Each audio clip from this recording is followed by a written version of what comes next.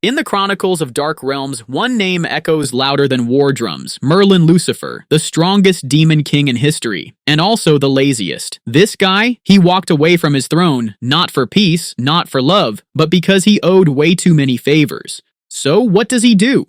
He vanishes into the human continent, hides his powers, and pretends to be the most broke, useless freeloader in town. Weekly reports? He'd rather sleep. Battles?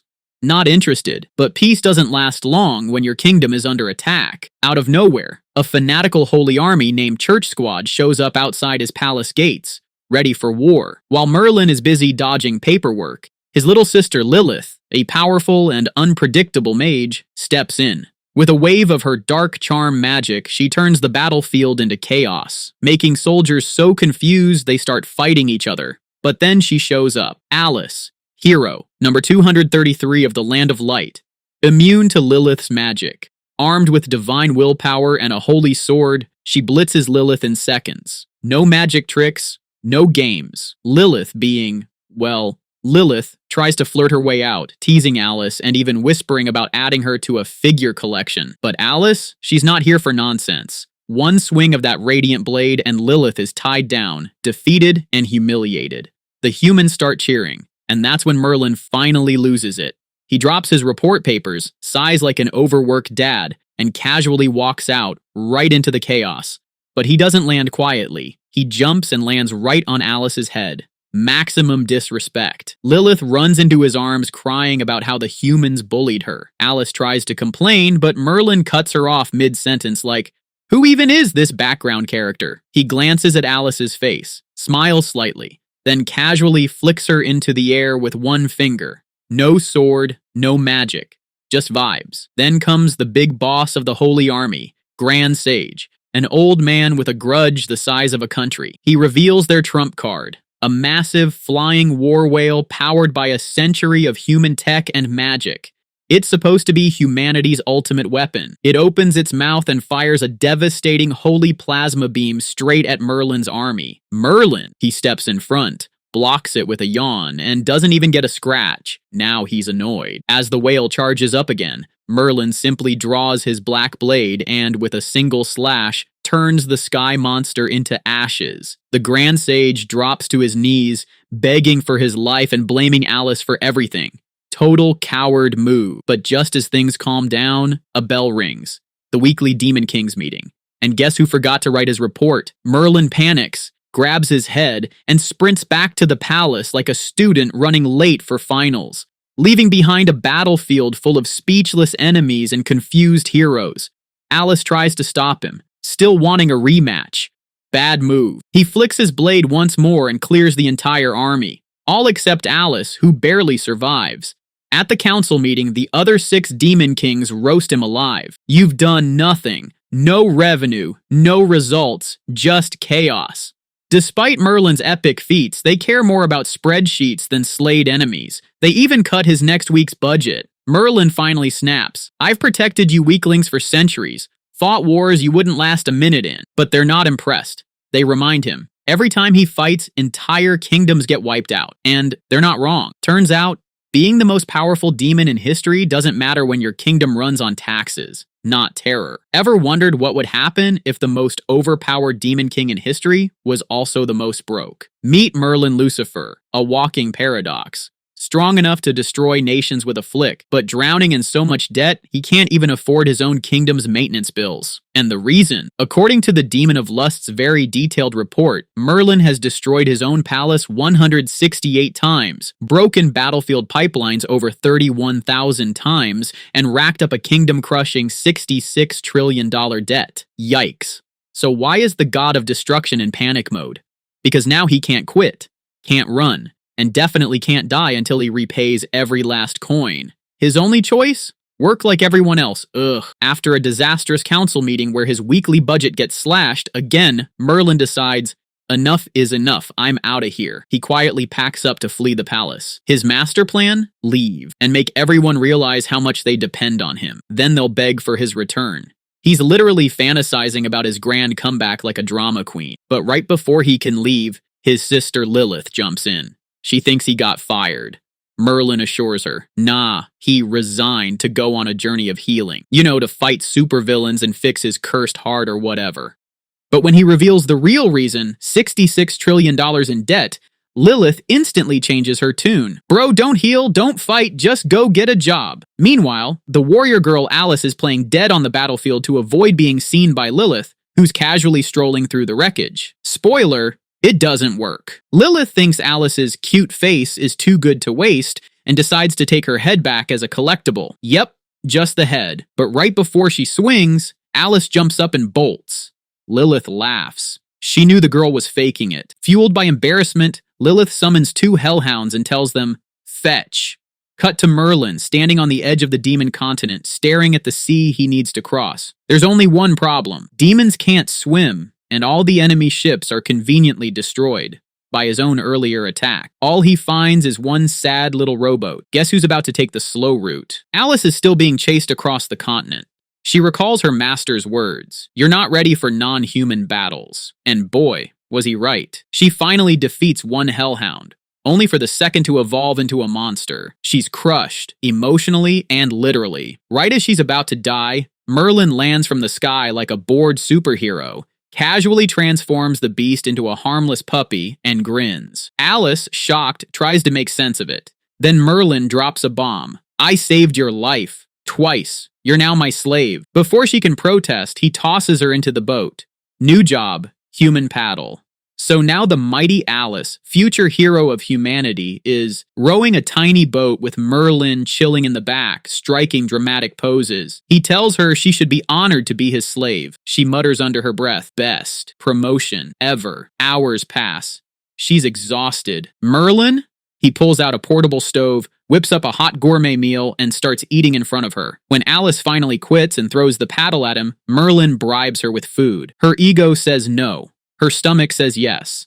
The food's so good she ends up calling him master with tears in her eyes. Self-respect, zero. But all that delicious food attracts demon sharks. Alice panics and jumps into Merlin's lap. Merlin, annoyed, gives them a casual glare, and the sharks flee in terror. Alice is stunned, until Merlin smugly claims, "I'm the scariest thing in this ocean." But then Alice drops a weird fact.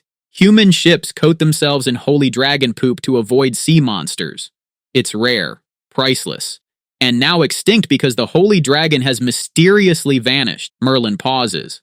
A light bulb goes off. He opens a magic contract and reveals he owns that missing dragon. His name? Buggy. And now, the plan is simple. Sell dragon poop. Pay off $66 trillion.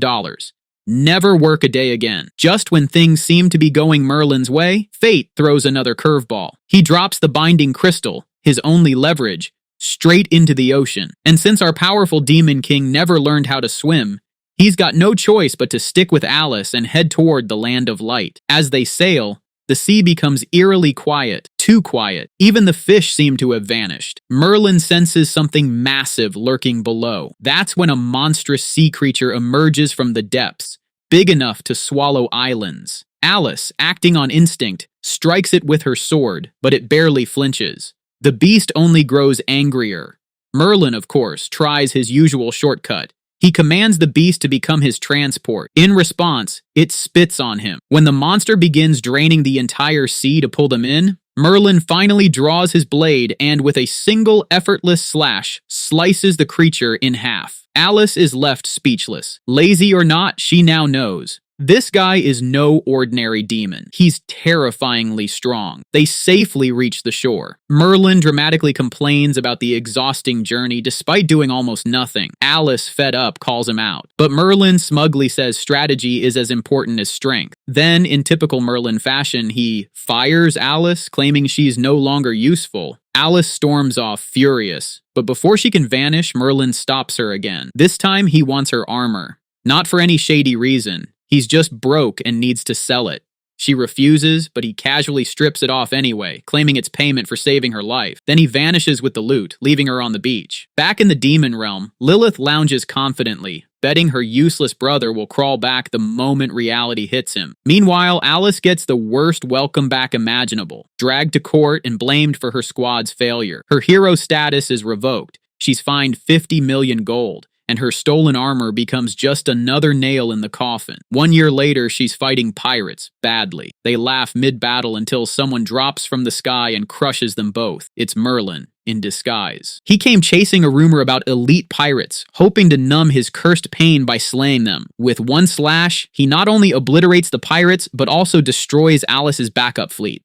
As he casually flies away, Alice is left thinking he might be her Prince Charming. A news reporter soon labels this mysterious figure as a criminal, calling him Nightblade. Alice hijacks the broadcast to defend him, praising his elegance and strength. Later, while counting her savings, she's hit with reality. She's still miles away from paying off her debt. Just then, she spots a bounty poster for a freeloader in the south. The reward? A pitiful 5,000 gold, but the smug face on the poster looks familiar. It's Merlin. She doubts the Demon King could fall this low. Ironically, she kisses a picture of Nightblade for luck, praying he helps her clear her debt, while cursing Merlin in the same breath. Cut to Merlin, now officially a wanted man, broke, and bitter about his laughably low bounty. His dream of getting rich by selling Alice's armor failed, so he's been freeloading ever since. He arrives at a small town only to be stopped by two bandits. But before they can rob him, Merlin flips the script and demands their loot. The bandits are confused. Who's robbing who? One even tries to impress Merlin by showing off his apple-peeling skills. Merlin is not impressed. With a single slash, he cuts one bandit in half, exposing his true goblin form. The second one flees in terror, dropping the apple, which Merlin happily eats. The surviving goblin reports back to his king, who sees this as the perfect excuse to break their peace treaty with the humans. He'd been planning a war all along, planting goblin agents to provoke a conflict. Now that someone's taken the bait, he orders his army to invade the human town. Back in the demon realm, Lilith receives a letter from Merlin bragging about his glamorous life, living in a majestic castle with hundreds of servants.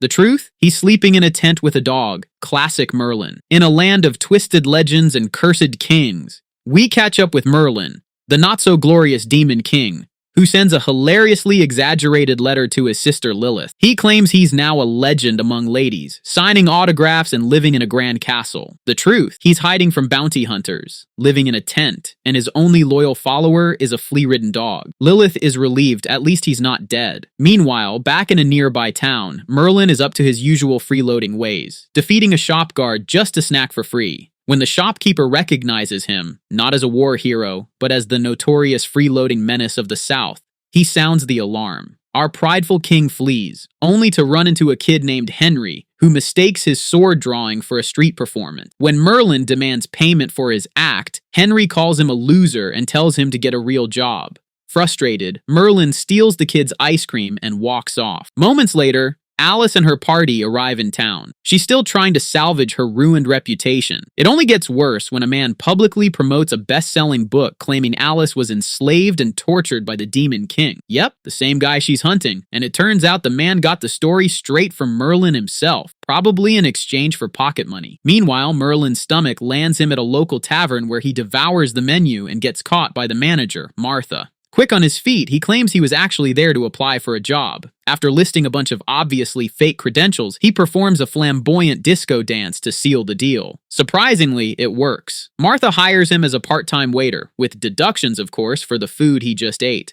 Things get weirder when she introduces him to her son, Henry, the same kid Merlin just robbed of dessert. The tension simmers, but Henry holds back since his mom's around. Merlin's shift starts soon, and he decides to embrace the job. But let's be clear, he's only nice to the female customers, charming them with free desserts and stolen lines from romantic novels. The women swoon, the men fume.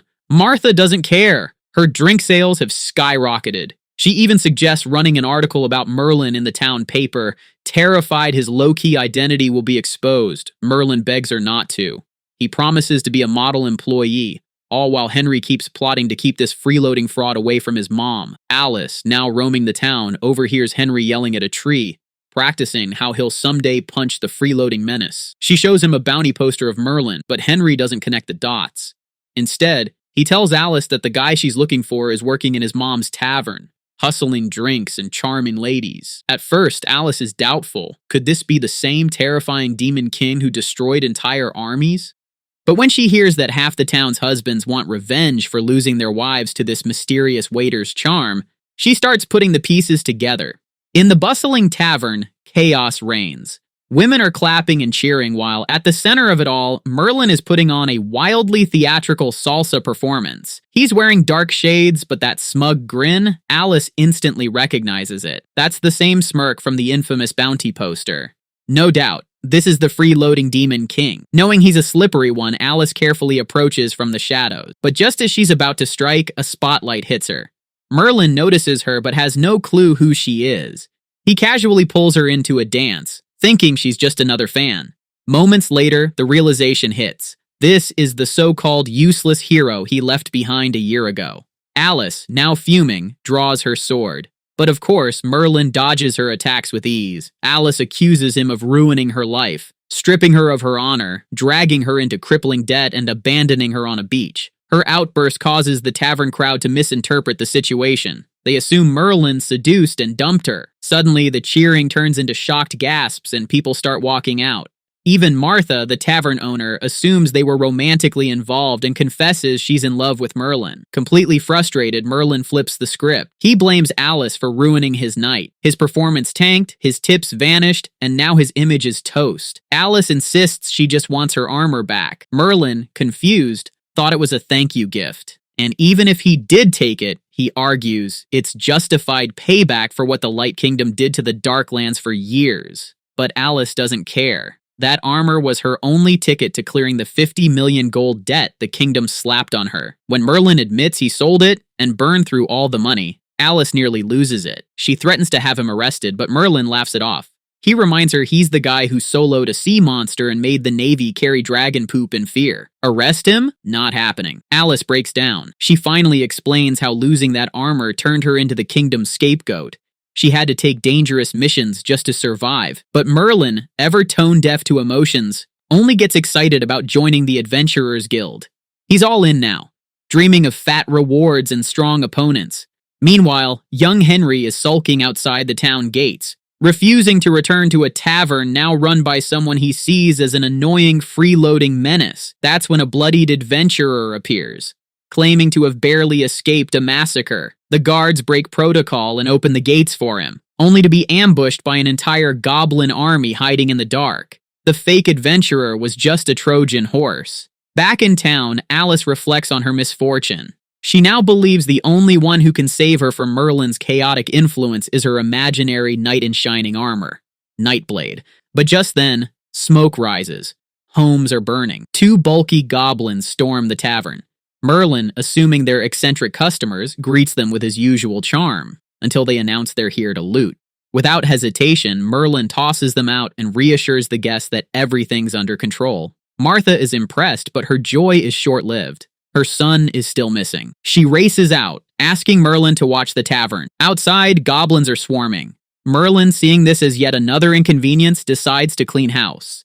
One slash after another, he takes down wave after wave of attackers with ease. When he realizes Martha is in danger, he charges into the chaos to help, not out of heroism, but because she still owes him a paycheck. Martha almost reaches Henry, but gets captured. The goblins begin dragging her away, declaring her a slave. Henry, frozen in fear, hides instead of helping. Elsewhere, Alice sees the flames, hears the screams, and assumes the worst. Merlin must be behind this goblin attack. Because of course, in her world, the guy who ruined her life is behind every disaster too. As the goblin threat looms over the town, Alice confronts Merlin, demanding they work together to save everyone. But Merlin, never one to do charity work, tells her bluntly, he doesn't lift a finger without gold. 10,000 coins to be exact. Alice, buried under massive kingdom debt, has nothing to offer. With no help, Alice charges into battle alone, wielding ice magic to slow the goblin horde. She holds her own until a powerful goblin mage steps in, declaring that no elite-tier hero can face an entire army solo. Just when things look dire, one of the goblins warns the mage. A terrifying human just wiped out half their forces elsewhere in the town. Realizing the threat, the goblins retreat, for now. In the aftermath, terrified citizens discover many loved ones have been taken by the goblins. That's when a shady man appears, offering protection for gold. Desperate and scared, the townsfolk almost believe him, until a survivor reveals the truth. The goblins didn't kill their captives, they enslaved them. Tensions rise as the survivor, who once made a deal to open the town gates, is nearly beaten. Alice steps in, defending him and rallying the townspeople to take action. But when she reveals she's only the 233rd ranked hero, people hesitate, murmuring rumors about her past as a demon king's slave. Undeterred, Alice marches off alone to rescue the captives. Henry, the tavern owner's son, inspired by her bravery, follows. He grabs his father's old sword, but is quickly overpowered by lurking goblins. Luckily, Merlin appears, annoyed but efficient, and wipes out the threat with ease. He scolds Henry, but the boy's determination to save his mother triggers something deep within Merlin, a forgotten memory of his own past. Moved, Merlin finally does something completely out of character. He chooses to help. With dramatic flair, he declares that the ruler of Pride is going to war for a single human, but the townspeople aren't buying it. To them, he's still just the flirtatious, freeloading tavern guy. Even as Merlin offers to lead, they laugh him off. Henry stands up for him, but it barely matters. So Merlin shrugs and lets someone else lead. Meanwhile, inside the goblin cave, the mage basks in her recent success. But when she hears two humans previously infiltrated the cave, she orders traps to be set in preparation for their return. Soon enough, Merlin and the rescue squad reach the cave. Henry, eager but reckless, accidentally triggers a flame trap. Merlin walks through it casually, unimpressed. My house has lava underneath. The goblins try to intimidate them, but Merlin breaks through the ranks and appears behind the mage with a smirk. When asked who he is, he replies with an awkward peace sign and says, "Hi, I'm Daisy, your friendly neighborhood tavern waiter." That doesn't land well, but before the mage can unleash her full power, Merlin grabs her wrist gently and politely asks her to surrender the hostages. She laughs in his face and casts her ultimate fire spell. It fizzles on contact. Merlin sneezes and the force ricochets the spell, obliterating half the goblin army. He casually slaps the mage into the sky with light speed force. With the traps now disabled, Alice charges in from the shadows. She slices down guards, clears escape paths, and leads the captives to safety. But a new threat emerges. Deep within the cave, the Goblin King finally rises from his throne. After years of silence, the true battle is about to begin. Marlin might be the ruler of Pride, but inside the Goblin Cave, he's not exactly ruling anything. In fact, the guy's lost, literally confused by the labyrinth of tunnels like a GPS-less tourist. Meanwhile, Alice is in real danger. Despite being an elite-tier mage, she gets grabbed and brutally overpowered by the Goblin King, who toys with her instead of finishing her off. That arrogance gives Alice a small opening. She fires her ultimate ice spell, Absolute Zero, a deadly combo of war magic and ice spikes straight to the gut. But to her horror, the Goblin King heals instantly. This isn't your average monster. He transforms and easily shatters Alice's shield, sending her flying across the chamber. Elsewhere, hostages fleeing the cave bump into a still-lost Marlin who finally finds Martha. Before any touching reunion happens, Marlin demands payment. He's got his priorities. But with danger still approaching, Martha grabs him and runs. Marlin doesn't like rushing, so instead he casually wipes out the approaching goblins with a single strike,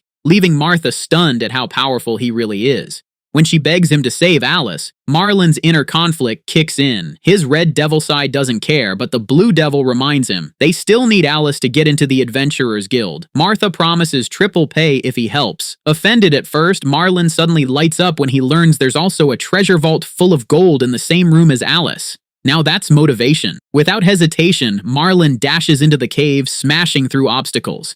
The others are left behind, convinced he's charging in out of love for Alice. In reality, he's chasing coins, not romance.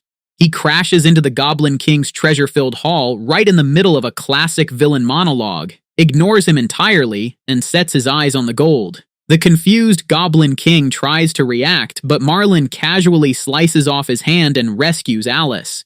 Seeing her beaten and unconscious does affect him, but more out of concern that Martha will dock his pay if the package is damaged. Alice, despite her pain, still worries about the villagers. Marlin reassures her that everyone is safe and she finally passes out.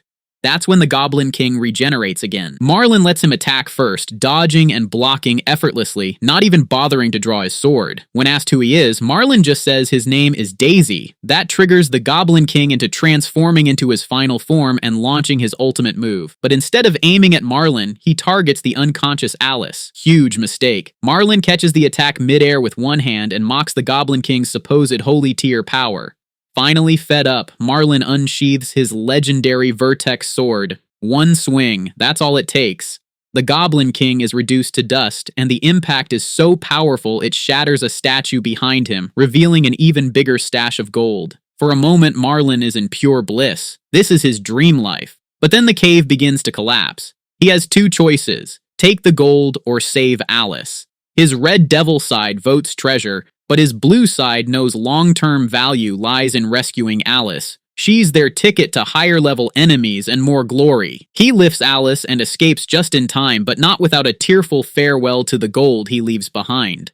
Outside, Henry thanks him, and everyone assumes Marlin's crying over Alice. Nope, it's the mountain of coins that broke his heart. Back at the tavern, Marlin sits beside an unconscious Alice, debating whether to heal her.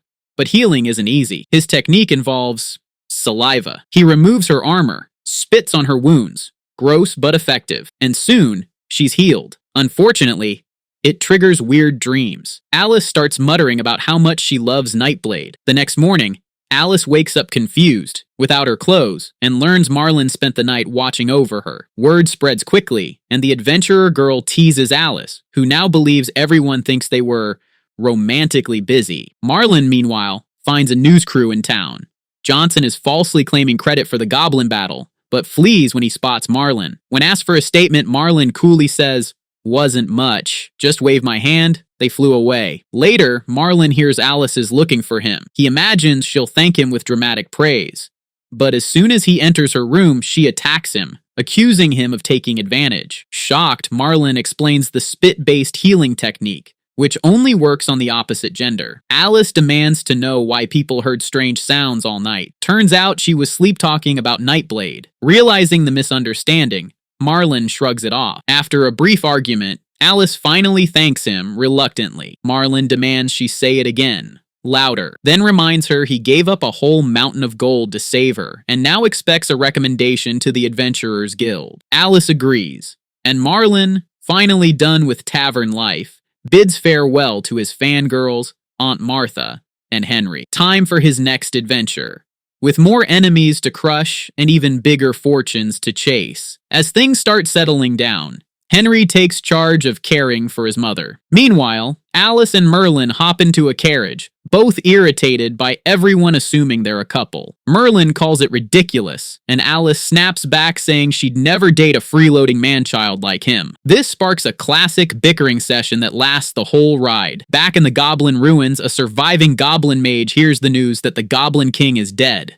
Before she can act on her plan to escape south, a mysterious woman emerges from the rubble, revealing that she stole the third key to Hell Legion's treasure room. She wipes out the remaining goblins, ensuring no witnesses survive. Hours later, Merlin and Alice reach the Adventurers Guild. While Merlin beelines to the mission board, Alice drags him to the front desk to meet Lou, the guild receptionist. Lou mistakes them for a couple, which annoys Alice even more. She quickly corrects the misunderstanding by presenting a wanted poster. She's here to turn Merlin in. Merlin is shocked. Alice explains that anyone with a criminal record can't become an adventurer, so he needs to clear his debt by working under her. Lou agrees to register him but deducts all guild dues from the bounty, leaving Merlin with only 50 gold coins. She even praises Alice for her sacrifice, which makes Merlin cringe. He quietly regrets not just turning himself into the authorities. Their argument escalates again, especially when Alice blames him for her lost treasure. Merlin reminds her that he saved her life multiple times. While they bicker, Lou begins Merlin's adventurer rank evaluation. In this world, adventurer ranks start from iron and go all the way up to the rare mithril rank held by holy tier warriors.